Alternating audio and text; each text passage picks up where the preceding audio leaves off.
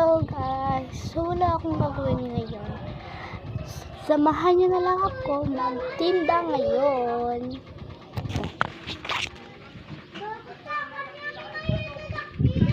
So wala kasi akong gagawin ngayon, kaya naisipan ko na lang mag-video at mag-vlog.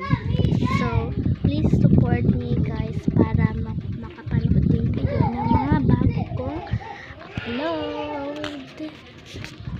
Ayan, update ko naman kayo mamaya pag may bibili. Bye-bye!